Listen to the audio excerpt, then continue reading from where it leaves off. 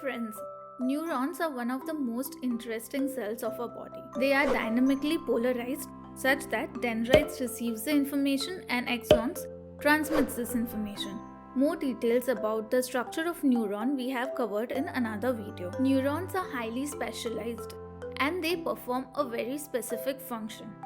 What differentiates one neuron from the other? This answer was first proposed by Cahal, who said that what differentiates one neuron from the other are their processes from the cell body. Based on number of processes which arise from cell body, we can classify neurons into a unipolar, a bipolar and a multipolar neuron. However, there are many different ways in which we can classify neurons based on their structure and functions, which we will see in this video. Let's look at this flowchart. Welcome to our channel.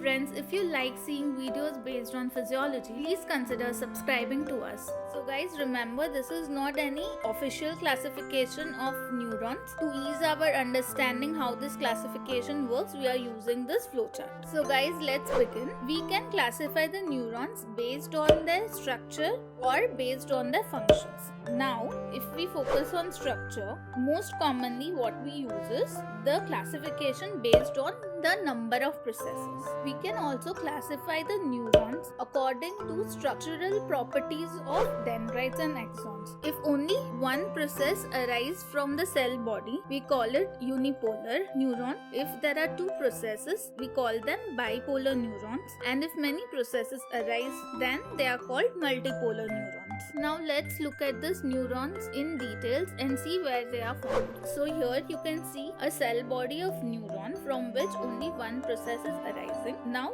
this process can further branch into dendrites and axons. Unipolar neurons are usually seen in invertebrate organisms. Recently, scientists have discovered unipolar brush cells in cerebellum of vertebrate organisms. If one dendrite and one axon are attached to cell body of neuron, we call them bipolar neuron, as these are two processes. These type of bipolar neurons are commonly found in retina, olfactory epithelium and inner ear. You can remember that bipolar cells are located in organs of special senses, that is eyes, ears and nose. Now if many processes are attached to the cell body, we call them multipolar neuron. Now in many processes we have multiple dendrites, 3 or more, and a single axon. These are the most common type of neurons.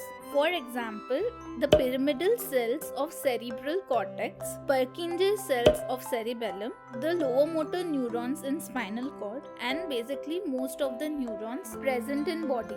Now let's look at this unique cell present in dorsal root ganglion of spinal cord. Now in this neurons, one process is attached to the cell body which immediately branches into two. One part of it supplies the skin and other organs where they receive the information, so they act as a dendrite, and the other relays it to the higher order neurons of CNS. As only one process arises from the cell body, some people believe it to be a unipolar neuron. Another way to look at these neurons is that two processes are merging just before they are attached to the cell body, and thus we may consider them as a bipolar neuron. Many books also classify them as a pseudo-unipolar neurons. Such neurons are also found in trigeminal nerves, which carries the sensation from parts of the face through its division, that is ophthalmic, mandibular and maxillary. So this is how we classify neurons based on their number of processes. Another way to classify neuron is based on structure of these processes, that is structure of axons or structure of dendrites. So when we see structure of axons, basically they can be either very short for few millimeters or they can be very long. So if they are short, they are generally called as interneurons, and the neurons with long axons are called as projection neurons. Here we can see one such example of pyramidal cells of motor cortex, which may go up to 1 meter or even longer. Very rarely in our brain we may find neurons which do not have any axons, and these are called as anaxonic neurons. When we classify the neurons based on structure of dendrites, they may be either pyramidal neurons or stellate neurons, and the stellate neurons may have the dendritic spines or may not have, while all the pyramidal neurons do have the dendritic spines. The dendrites, which are attached to the cell body, are arranged such that it gives the appearance of pyramid,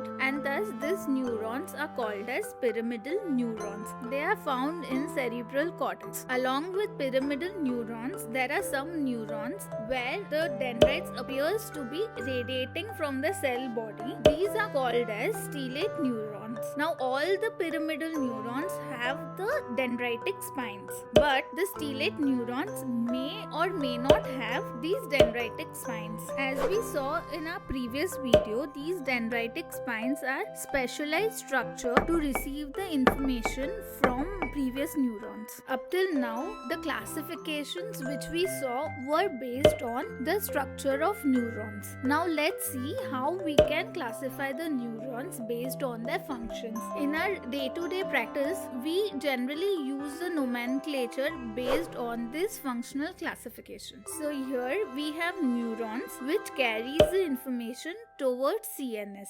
These are called as afferent neurons, and they will function as a sensory neuron. So they carry the information towards CNS. On the other hand, we have neurons which carries the information away from CNS, that is brain and spinal cord. These are the efferent neurons and they function as motor neurons. Apart from these, there are many interneurons present within the CNS. In this cross section of spinal cord, we can see a reflex arc where we have an efferent limb carrying the sensory information and an efferent limb carrying a motor information, and we also have an interneuron which is inhibiting the motor neuron. So friends, if you want to learn more about the reflex arc, please let us know in the comment section and we'll make a video explaining the different reflexes operating at spinal cord. So we classify neurons based on their structure on basis of processes which are attached to the cell body. A unipolar neuron, a bipolar neuron and a multipolar neurons. Structurally, if they carry the information towards central nervous system,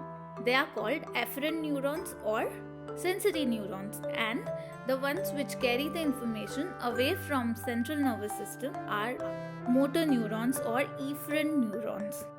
And there are small neurons which are connected locally.